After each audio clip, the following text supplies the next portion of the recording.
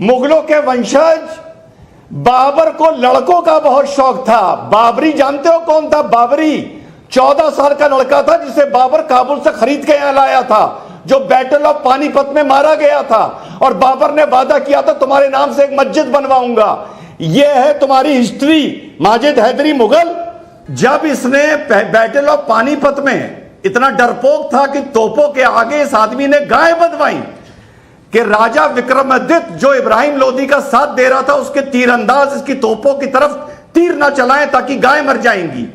Battle of कनवा, मैं history का स्टूडेंट हूं, बैटल ऑफ कनवा में इसने शीलादित्य को पैसा दिलवाया और बैटल ऑफ कनवा में राणा सांगा को इसने धोखे से हराया। तो याद रखो नौजवानों, ये कुत्ते हैं, ये कुत्ते हैं, ये कुत्ते के बच्चे हैं। तुम अल्लाह की तरफ पलटो, ये खत्म होंगे इंशाअल्लाह ताला। देखा? और अब 2022 की औकात देखो और दोनों में तुलना करो। एक रोड के कुत्ते की इज्जत है, मुसलमान की इज्जत नहीं है। तुम रोड पर लाकर सरे बाजार मुझे। हेलो नमस्कार, सत श्री अकाल, अस्सलाम वालेकुम। कैसे हैं जनाब? तो कल के वीडियो में मैंने आप लोगों से बोला था कि जाहिल आजम के लश्कर जाहिलिया के उत्तर प्रदेश के एरिया कमांडर ने कोई मुंह से बकवास की है, लेकिन उस पर मैं वीडियो नहीं बनाऊंगा। पर बदकिस्मती से ओईसीजी ने भी उससे जुड़ा हुआ एक बयान दे दिया, तो कल इस पर हो गया डिबेट। किस पे हो गया? मुगलों पे हो गया। ये वो मुगल हैं जिनकी चूल अक्सर हम मुसलमानों को इस देश में काटती है, क्योंकि और कोई चीज ऐसी नहीं है जो हम बोल सकें या हम अपनी कह सकें। तो जो मुगल थे और जो मुगल कुछ बनवा के चले गए थे, सिर्फ उसी का हम मातम करते रहते हैं, जिसको कहते हैं रस्सी जल गई बल नहीं गए। तो जब पूछा गया कि मुगल का इतिहास क्या था, तो भाई हम पढ़े हुए हैं, हिस्ट्री के भी स्टूडेंट रहे हैं, शौक रहा है। तो पहले सुनिए मुगलों का इतिहास क्या था। हम मुगलों की तुलना किनसे कर रहे हैं? मैं ये नहीं जानता हमारे पूर्वज कौन थे, हम किसके वंशज है, पूरे मुगलों के या नहीं है। लेकिन हमारे जो भी पूर्वज थे ना, आपके मेरे रिजवान भाई के, सबों की जबान थक जाती थी कहते कहते बा अदब बा मुलाहिजा कुछ। क्योंकि मुगलों का शासन ऐसा शासन था जिसने हमारे देश को सोने की चिड़िया बना। साहब किसी का वंशज बना दो, मुगलों का मत बनाना। भैया हाथ जोड़ूं, अभी बता देता हूं, बस 120 सेकंड दे दो और शायद इसके बाद कोई भी ना बनाएगा। क्या है मुगल? जब चंगेज खान 1200 में, जो मुसलमान नहीं था, वो खान से कंफ्यूज ना होइए, मंगोलिया में खान टाइटल होता था नोबल आदमी का। फिर चंगेज खान के चुगाती खान, उनके बेटे के आगे जो वंशज मुसलमान हुए, तो ये टाइटल खान उनकी तरफ चला गया। खान मिडिल ईस्ट या अरब से नहीं आया है, मंगोलिया से आया है। तो खान मुस्लिम सरनेम नहीं हुआ करता था, अभी 1400 तक नहीं हुआ करता था, 1350 तक। ठीक, जब ये सेंट्रल एशिया की तरफ गए, यानी कजाकिस्तान, उज्बेकिस्तान, तुर्कमेनिस्तान और एक और, तो वहां जब इन्होंने, वहां पर ये जो लोग थे वहां के खाना बदोश थे, कोई ट्राइब थी, कोई ऑर्गेनाइज किंगडम नहीं था, कुछ नहीं था। तो जब ये मंगोल उन पे हमला किए और उनको कैप्चर किए, तो वहां कुछ दिन इन लोगों ने आराम फरमाया, मंगोलों ने। अब समझ जाना सुशांत, आराम फरमाया, आराम, वहां कैंपिंग करी। ठीक, वहां से फिर वो लोग मिडिल ईस्ट की तरफ मंगोल चले गए। वहां जाके उन्होंने अरबियों को बहुत मारा, बहुत मारा, बहुत मारा। छुपने की जगह नहीं बची अरबियों के पास। तो जब वहां पर वो आराम फरमा रहे थे मंगोल, कहां? उज्बेकिस्तान में, कजाकिस्तान के, तुर्कमेनिस्तान में और तजाकिस्तान में, ये पढ़ लेना। तो जब वो आराम फरमा रहे थे, तो उस आराम से एक नस्ल पैदा हुई, आराम से। तो जो कहा जाता है ना, तैमूर और मंगोल का ब्लड था बाबर में, वो ब्लड कहां से आया ना? उस आराम से।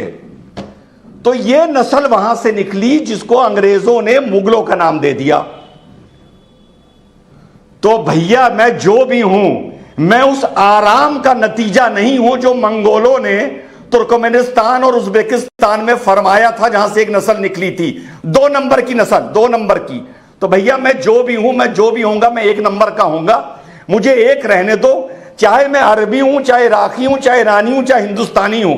भैया मुगल नहीं हूं। मुगल मत कह देना गलती से सुशांत आज के बाद, वरना पूरी नस्ल मेरी 2 नंबर की हो जाएगी, आराम का नतीजा हो जाएगी, जो मंगोलों ने वहां पर गांवों में और वहां के खेतों में फरमाया था। ठीक, ठीक है। और ये जो बाबर, महाबुज़दिल, फरगना से मारे, बहुत पढ़ा है इसको सुशांत मैंने, फरगना से मार के भगाया गया, समरकंद से मार के भगाया गया। जब समरकंद से मार के भगाया गया तो पता है अपनी जान बचाने के लिए शाबिया खान को क्या दिया था? खानजादा अपनी बहन दी थी कि रख लो इसको साल भर के लिए। ये है मुगल। फिर इस्माइल शाह ने, जो पर्शिया का राजा था, उसने इसकी बहन छीनी शाबिया खान से और इस बुज़दिल को दी लाकर कि ये तेरी बहन है, उसके हरम से लेके आ रहा हूं। जो आदमी बचपन में हिस्ट्री नहीं पढ़ा उसको हम मौर्यन एम्पायर के बारे में क्या बताएं, चंद्रगुप्त के बारे में क्या बताएं, विक्रमादित्य के बारे में क्या बताएं, तक्षशिला यूनिवर्सिटी के बारे में क्या बताएं, नालंदा के बारे में क्या बताएं। ये सारी तब की चीजें हैं। अरे भाई, हिंदुस्तान में मुगल छोड़ो, जब कुरान पाक की पहली आयत नहीं आई थी, आयत, तब हिंदुस्तान में तक्षशिला यूनिवर्सिटी थी और नालंदा थी। तो सोच समझ के बोला करो क्या बोल रहे हो, पहली बात। दूसरी बात, आपने ये बोला कि ऐसे नेता बोलते क्यों हैं, बड़ा आसान तरीके से बताऊंगा। छिपकली सोचती है गिरगिटान बन जाऊं, गिरगिटान सोचता है पटरागो बन जाऊं, पटरागो सोचता है कि मैं घड़ियाल बन जाऊं, घड़ियाल सोचता है मैं मगरमच्छ बन जाऊं। तो ये जो नेता हैं, इनको इतना तो पता चल गया है पिछले 5-7 साल में कि अगर तुम ओवैसी भाइयों की तरह बकवास किए जाओगे तो कहीं ना कहीं ये देश, ये मीडिया तुम्हारा संज्ञान लेगा। और देखिए वही हो रहा है, हम संज्ञान ले रहे हैं। तो इन लोगों को ये पता चल गया, और इनको ये पता चल गया है बड़े होने का यही तरीका है, छिपकली से गिरगिट बनने का, गिरगिट से पटरागो बनने का। पर रिजवान भाई इसमें एक पॉइंट है, रिजवान भाई इसमें एक पॉइंट है मेरा, रिजवान भाई इसमें एक पॉइंट है मेरा। जो मैंने दूसरा बयान सुनाया वो नेता का नहीं था, उनके दिमाग में भी था कि हम मुगलों के वंशज हैं, इतने साल हिंदुओं पर राज किया। वो जो अभी पूरा विवाद हुआ था अजमेर शरीफ वाला, आपको याद होगा, वहां भी यही था कि हमने इतने साल हिंदुओं पर राज किया है। 20 सेकंड भैया, 20 सेकंड बोलिए भैया, 20 सेकंड भैया। तो ये तो हो गई नेता की। अब पब्लिक की भी बता दूं, पब्लिक की भी एक कहावत सुनी होगी, रस्सी जल गई बल नहीं गए। ये वो केस है, क्योंकि हमारे पास कुछ अब बोलने को दुनिया में और देश में नहीं है। हमारे पास नोबेल साइंस के पुरस्कार नहीं है, हमारे पास इन्वेंशन नहीं है, हमारे पास साइंस नहीं है, हमारी टेक्नोलॉजी नहीं है। हमने दुनिया को सिवाय पेट्रोल के, जो अल्लाह ने एक नेमत दे दी, हमने 300-400 साल में दुनिया को कुछ दिया नहीं। तो फिर बचा क्या बोलने के लिए? कुछ तो बोलना है ना। तो वही मुगल और सल्तनत और गजनी और गौरी, सुशांत भाई, हमें हम करते रहते हैं, और ये करने के बाद थोड़ा हमारा मन हल्का हो जाता है। ठीक है। सुना तो भैया, जब मंगोल जो मुसलमान नहीं थे, बहुत बाद में जाके चंगेज खान के एक बेटे चुगाती खान से जो नस्ल निकली, उसने जाकर इस्लाम कबूल किया।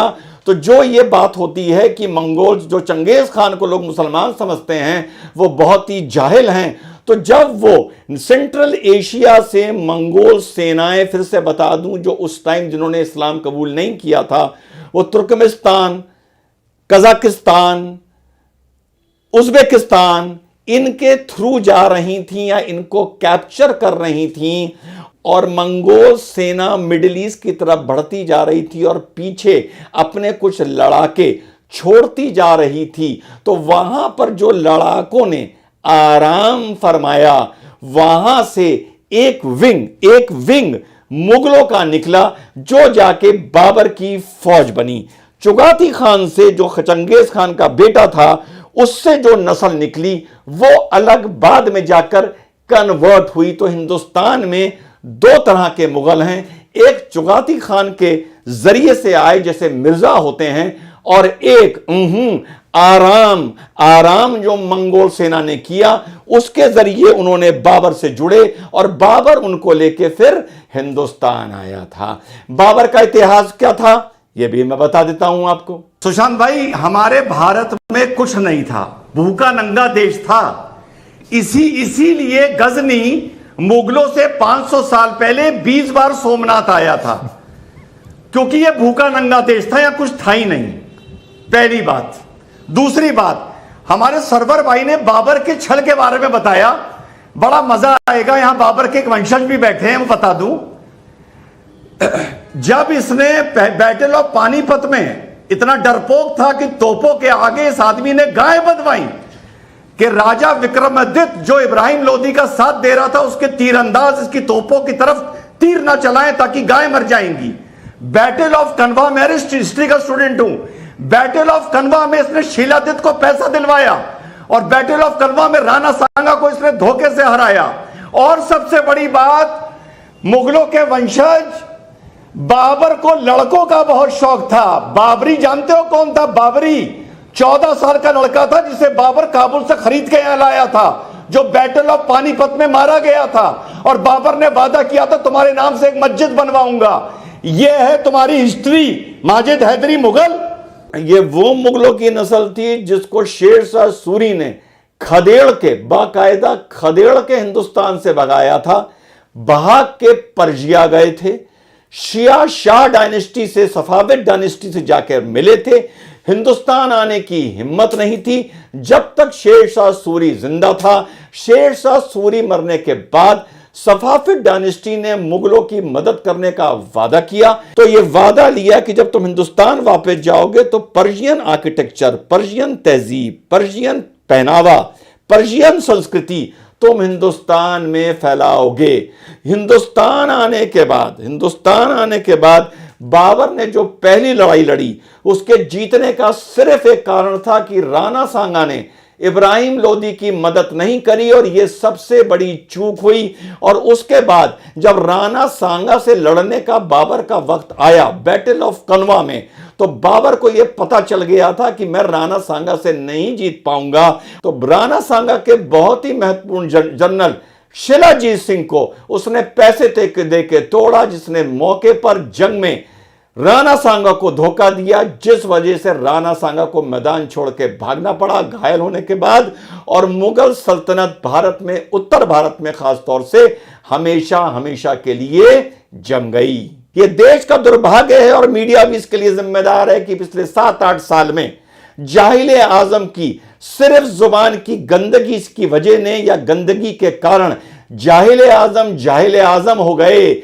क्या गए? उत्तर प्रदेश में तो 0.25% वोट मिला, लेकिन ऐसा एक भौकाल बचाया गया, या ऐसा एक परसेप्शन क्रिएट किया गया कि मान लो इस देश में मुसलमानों का वही जाहिले आजम प्रतिनिधि है। और अफसोस इस बात का है कि मुसलमान इस बात को एतराज करने के लिए सामने नहीं आता। तो ये उसी का वजह है कि ये सोचते हैं कि कोई ना कोई गंदगी बात मुंह से बोलते रहो, पॉपुलैरिटी मिलती रहेगी, डिबेट होते रहेंगे, हम लोगों की नजरों में बने रहेंगे। और दूसरा कारण, जैसा मैंने बताया, कि कुछ बोलने को है नहीं, तो यही बोलो। आपके पास कुछ अगर बोलने के लिए होता है, आप आखिर तक अपने दादा तक जाते हो कि मेरे अब्बा ये थे, मेरे पिताजी वो थे, या उसके आगे मेरे बाबा ये थे, मेरे दादा ये थे, या हद से हद मेरे नाना ये थे। इसके आगे जो पीछे गया, इससे साबित होता है कि आज की तारीख में उसके पास कुछ बोलने को लिए नहीं है। 500 साल मौके के हिसाब से कभी मुगलों के वंशज बन जाते हैं, कभी मुगलों से किनारा कर लेते हैं, कभी संविधान की बात कर लेते हैं, कभी शरीयत की बात कर लेते हैं। हिजाब के दौर में ये बताते थे कि पूरी दुनिया में ताइक्वांडो में, स्पोर्ट्स में खेलते हुए, वॉलीबॉल खेलते हुए, बास्केटबॉल खेलते हुए लड़कियों को हिजाब पहनने की अनुमति मिल रही है। लेकिन जब ईरान का किस्सा आया तो तड़ से बोल दिया कि दुनिया से हमें क्या मतलब। चलते चलते जाहिले आजम का बड़बोलापन देखो 2014 का। तो याद रखो नौजवानों, ये कुत्ते हैं, ये कुत्ते के बच्चे हैं। तुम अल्लाह की तरफ पलटो, ये खत्म होंगे इंशाअल्लाह ताला। देखा, और अब 2022 की औकात देखो और दोनों में तुलना करो। एक रोड के कुत्ते की इज्जत है, मुसलमान की इज्जत नहीं है।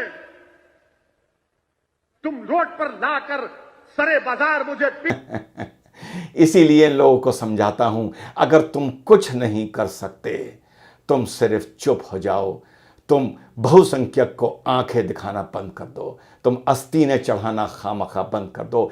पहचानो कि हक की लड़ाई होती क्या है। अगर पहचान के हक की लड़ाई लड़ोगे, ये पूरा देश तुम्हारे साथ खड़ा होगा। लेकिन बेफजूल, नाजायज़, बेजा बातों पर तुम लोगों ने बकवास करते करते, बदतमीजी करते करते, मातम करते करते अपनी ऐसी हालत कर ली है कि आज तुम्हें खुद रो के कहना पड़ रहा है कि हमारी हालत इस देश में कुत्तों की तरह है। ये मैं नहीं कह रहा, ये तुम्हारा जाहिल आज़म कह रहा है, लश्करे जाहिलिया के सदस्यों। जय हिंद, वंदे मातरम, खुदा हाफिज।